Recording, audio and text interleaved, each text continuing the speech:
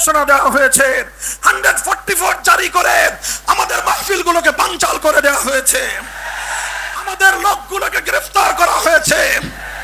আমাকে গ্রেফতার করার পর যখন আমার ভাইয়েরা আমার মুক্তির জন্য তারা রাজপথে নামতে চেয়েছে, তারা সংগ্রাম করতে চেয়েছে, তাদেরকে উপর্যুপরি গ্রেফতারের মাধ্যমে নির্যাতনের স্টিম রোলার চালানো হয়েছে।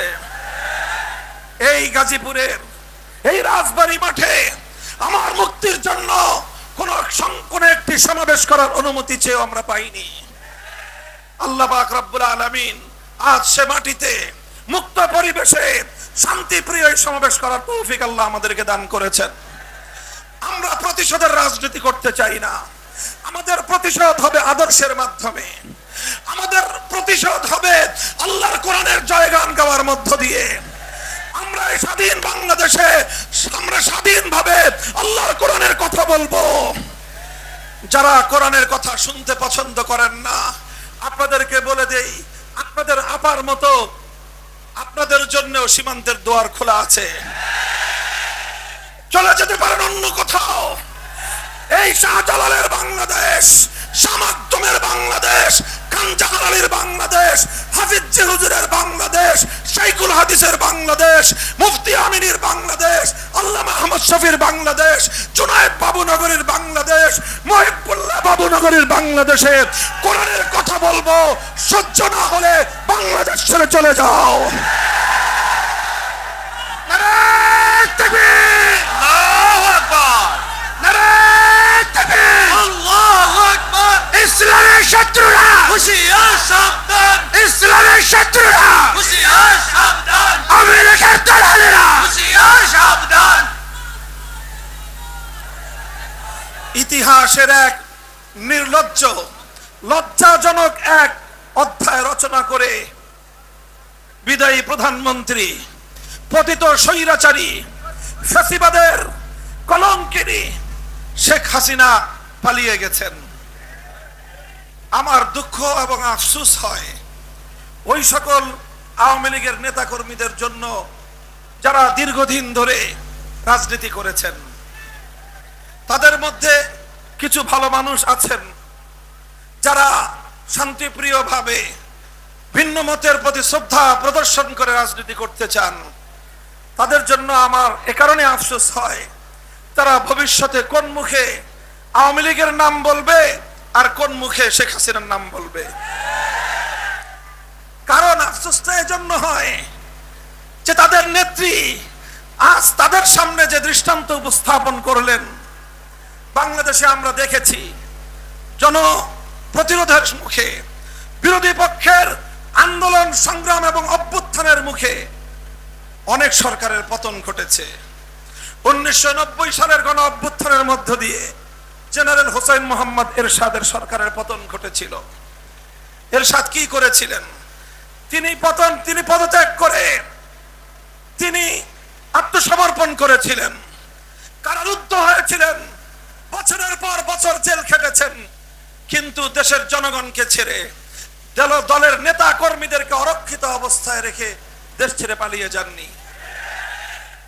বেগম খালেদা জিয়া তিনিও বিরোধী পক্ষের অমত এবং আন্দোলনের মুখে গদি ছাড়তে বাধ্য হয়েছেন, তিনি পদত্যাগ করেছেন এবং তিনি সরকারের মাধ্যমে নানাভাবে নিগৃহণের শিকার হয়ে অশীতিপর বয়সে জীবন এবং মৃত্যুর সন্ধিক্ষণে দাঁড়িয়ে বছরের পর বছর জেল খেটেছেন, কারারুদ্ধ থেকেছেন, কিন্তু দেশের জনগণকে ছেড়ে, দেশের মাটি ছেড়ে, তার দলের নেতা কর্মীদেরকে তোপের মুখে ফেলে দেশ ছেড়ে পালিয়ে যান নাই।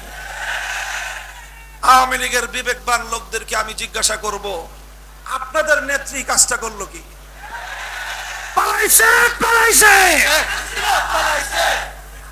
আমরা কিছু বলবো না, আপনাদের বিবেকের বদ্ধ দুয়ারটা খুলে দিয়ে আজকে রাত্রে বাড়িতে গিয়ে ঘুমাবেন আর নিজের কাছে বিবেকের কাছে প্রশ্ন করবেন, আপনার নেত্রী যেই কাজটা করলো, তিনি এই কয়েকদিন আগেও বলেছিলেন শেখ হাসিনা পালায় না।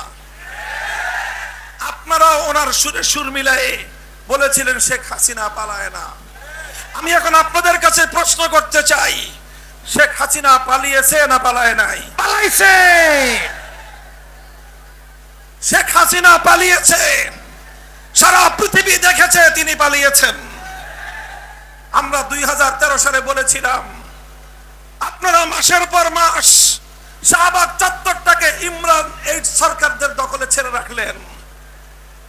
আমরা আল্লাহ নবীর ইজ্জতের হেফাজতের জন্য শাপলা চত্বরে গিয়ে 24 ঘন্টা আমাদেরকে থাকতে দেন নাই। আমরা তখনই বলেছিলাম কোন পথে পালাবেন সে পথ দেখার চেষ্টা করুন।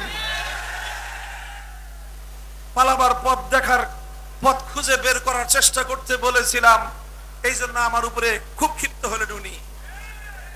আমি বলেছিলাম আপনার বাবা মারা গেছেন, উনি একজন আমাদের ধারণা মতে মুসলমান, কাজে একজন মরহুম মুসলিমের এভাবে মূর্তি বানায় তাকে পরজগতে আযাবের সম্মুখীন করবেন না, এটা আপনার বাবার বিরুদ্ধে, বাবার পক্ষে তার জন্য কল্যাণ কামিত হবে না, এটা হবে সন্তান হিসেবে বাবার সর্বনাশ ঘটানোর নামান্তর।